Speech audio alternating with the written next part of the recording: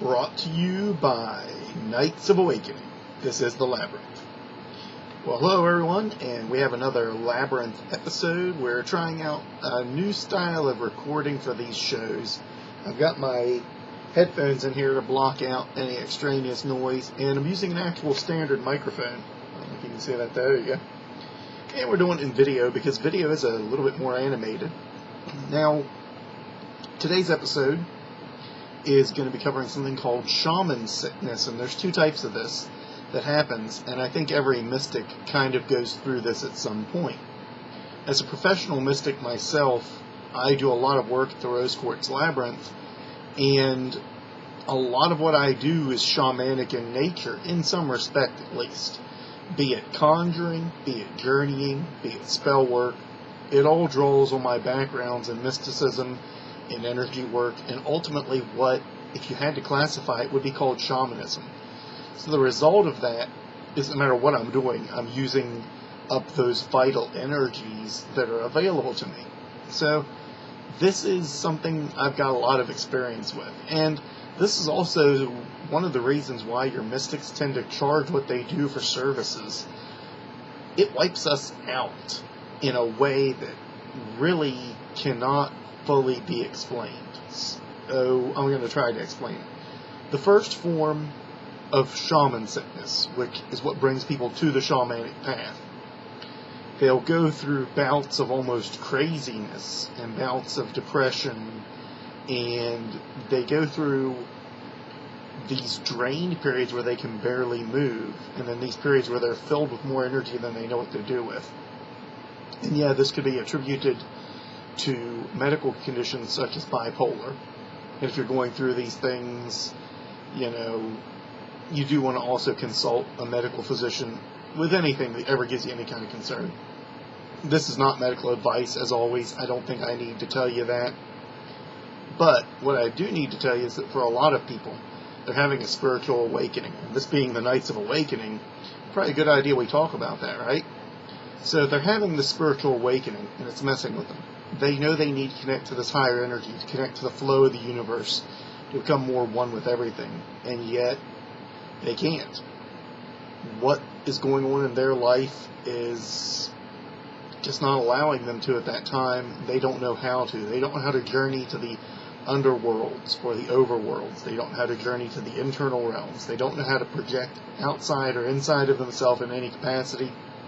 And these core features of what we would call shamanism in today's modern methodologies and ancient methodologies are just not something they have access to. So the condition gets worse and worse. Now, in old cultures, we would recognize this, and hopefully the person would go to receive some kind of shamanic training. That's the ideal, right? But not always. Not always. And the result is that you have a lot of people that probably would make decent shaman if they had a little bit of training. You also have a lot of people that are kind of unhinged. And to be fair, a lot of really good shaman are kind of unhinged. It goes with the territory. We tend to have to find paths that help balance us out.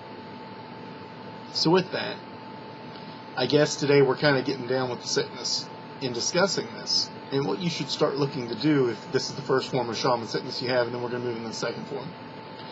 If you are experiencing shaman sickness of the first kind, you need to start taking up a meditative practice. You need to start taking up a practice of balancing your energies, probably chakra work first. If you're experiencing this, you likely are in desperate need of deeper meditative work, even than just balancing your chakras or getting a Reiki attunement's going to help you with. You're probably going to want to seek help from a professional.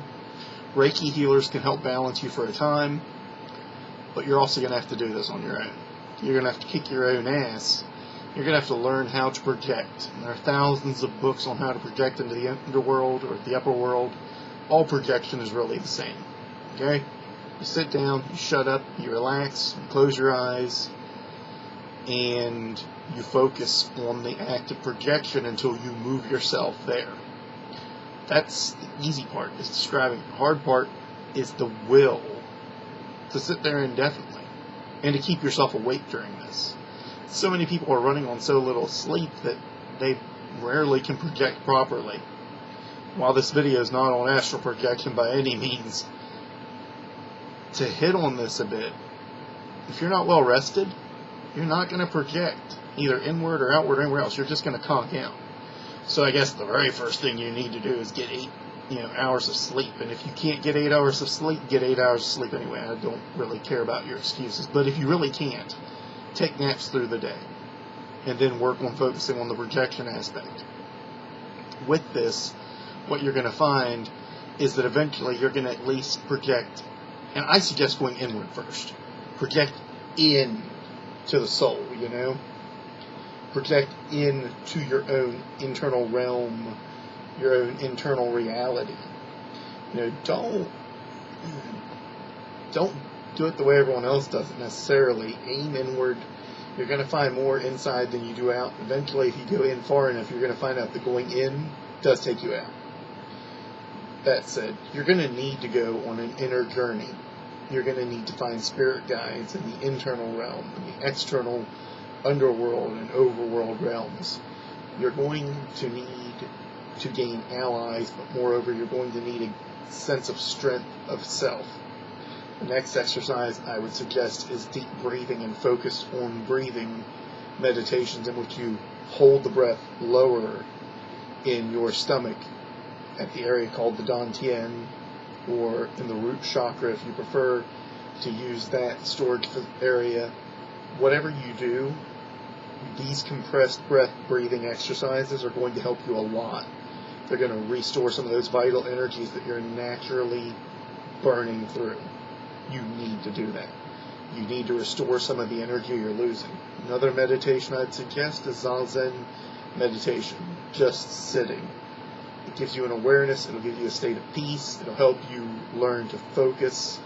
For everyone that says, I can't do other meditations, I always say, well, if you can master 5 seconds of Zazen, that will help you with other meditations. They say, wow, well, it's because Zazen's incredibly difficult. 5 seconds of truly just sitting and not letting your thoughts or your mind or anything else run away with you, that's incredibly difficult to do.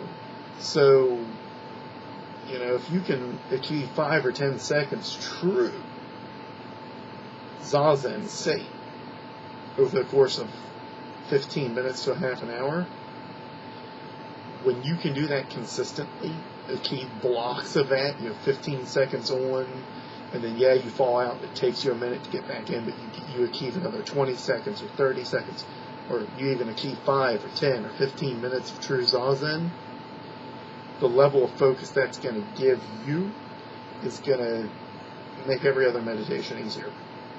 It's also going to clear out a lot of the internal thought garbage that's flying around up there that slows you down through a day. It's also going to make controlling your emotions a bit easier, which is going to be important, because that's part of the Shaman Sickness. You do these meditations, you do this internal journey, you're going to see improvement. You're also going to see a calling to help people with this, to go out and do more. That's part of being a shaman. No getting around it. Don't think you can avoid it. Learn to love it. Okay? It's one of the greatest parts of this path that you can do. So, recognize that if you're going through Shaman Sickness, a lot of people say, well, I'm going through this and I just want the cure. I want the pill. What is the pill for Shaman Sickness? Becoming a shaman. Hey, I don't know what else to tell you. Your options are this. Embrace at least an understanding of yourself in a shamanic way. If you don't become a shaman, learn the meditations, find out what problems are happening inside of yourself you need to confront on a spiritual level, and deal with those, and be called to aid people but don't. Be called to do the work but don't. And it's kind of a cure. It's a stopgap, but it'll work. That's the first kind of Shaman Sickness. So I'm going to take a drink of my tea here, this little informal video. It's good tea. So, that's the first kind of Shaman Sickness, the second kind that you really need to be aware of is if you're already practicing mysticism and you're tuning into a Labyrinth episode, bet you're probably practicing mysticism. I'd be willing to bet practicing a lot of mysticism, aren't you?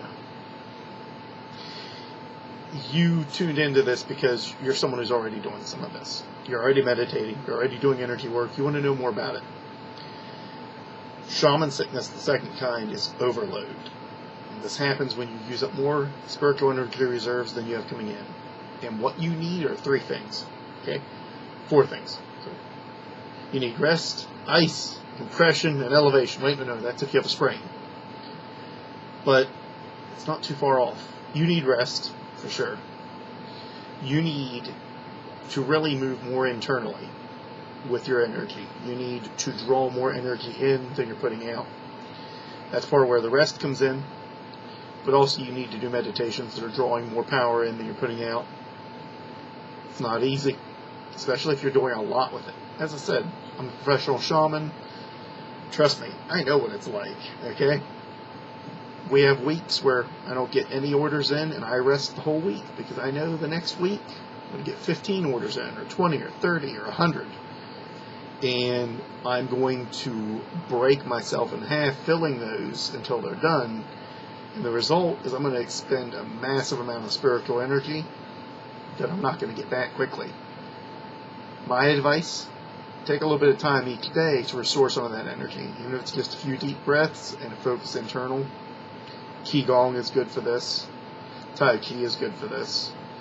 All of the same things I said to you before about the other Shaman Sickness, all of those are good. But this goes a bit further. You've got to recognize that you're now taking energetic damage to yourself for overload.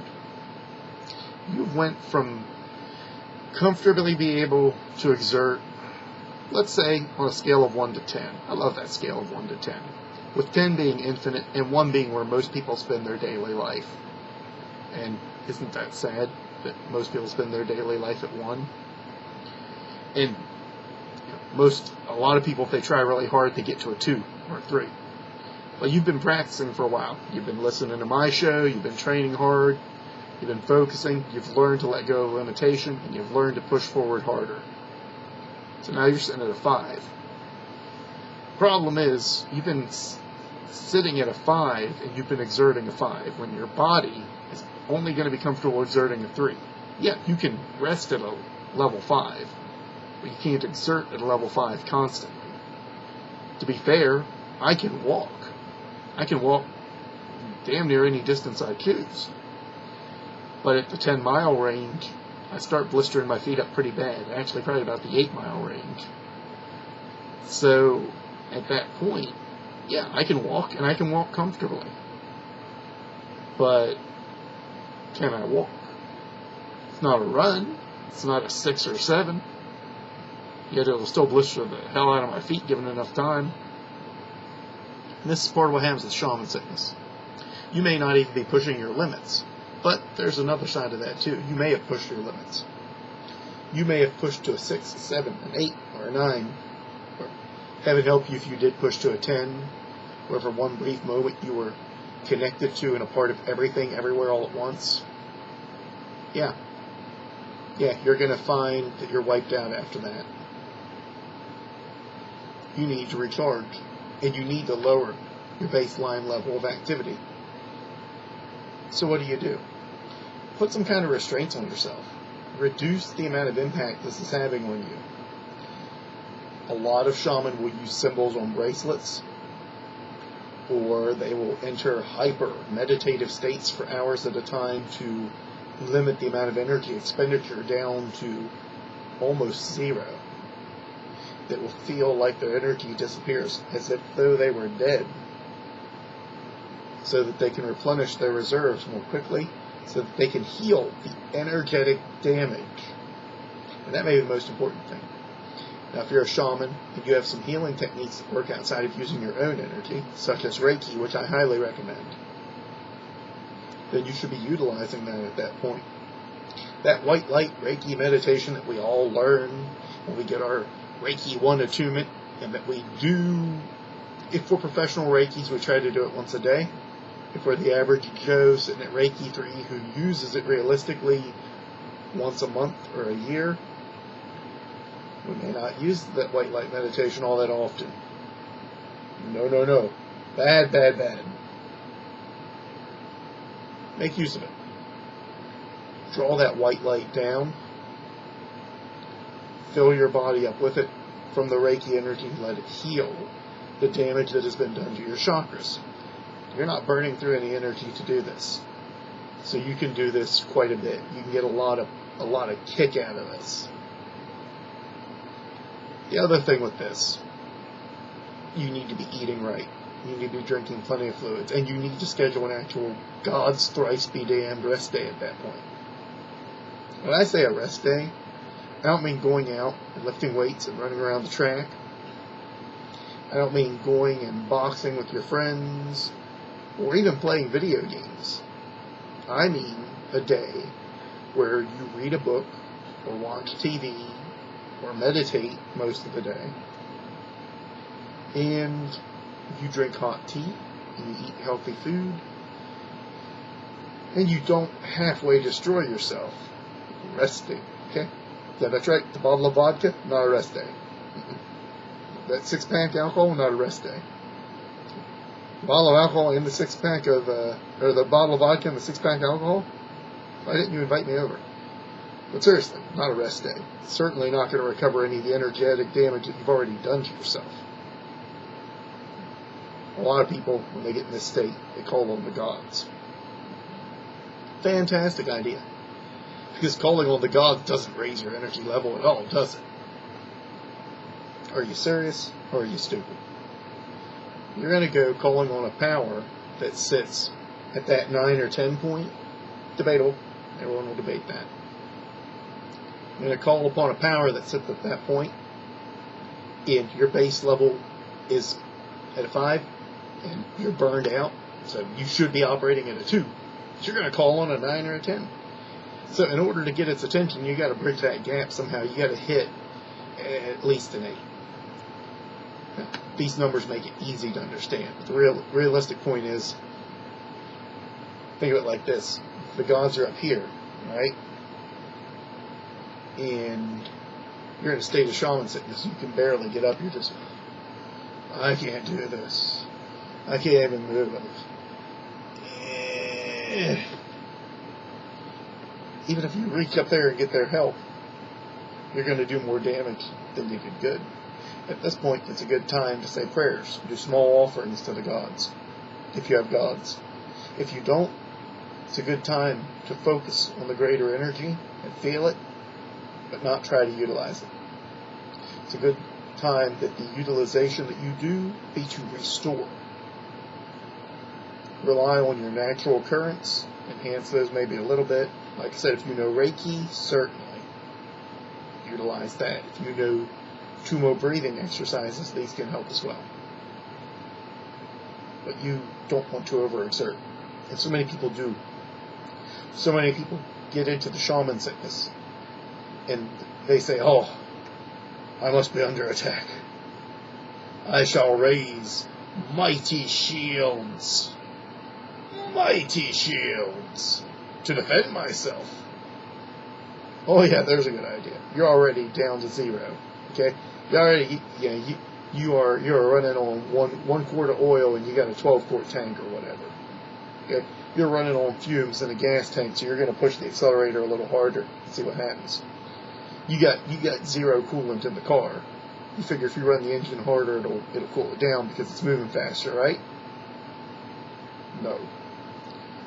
What's going to happen is you're going to burn out worse. Now is not the time for shields. No, now is the time to call on those spirit guides that are very close to your normal energy level, that don't use up a lot of energy to call on. Now is a good time to call on those allies you've made in the spirit realm. Ask them to help a little bit while you recover. Moreover, if you don't utilize any of that, and that's fine. Every shaman has his own path. Now is the time to trust in the guiding flow of the universe to restore some of that vital energy, and to react only when you sense the need to. You do that, you're going to recover quicker. You're going to grow stronger. And that's the goal at Nights of Awakening, is to make you stronger, better. We want you to find ways to wake up. This is to help wake you up spiritually a bit. This video was inspired by a conversation with a friend. Not going to go into the details. Just going to give a shout out to them and a thank you for giving me some inspiration for this. I'm very hopeful that this recording went very well. And as always, awaken the night within.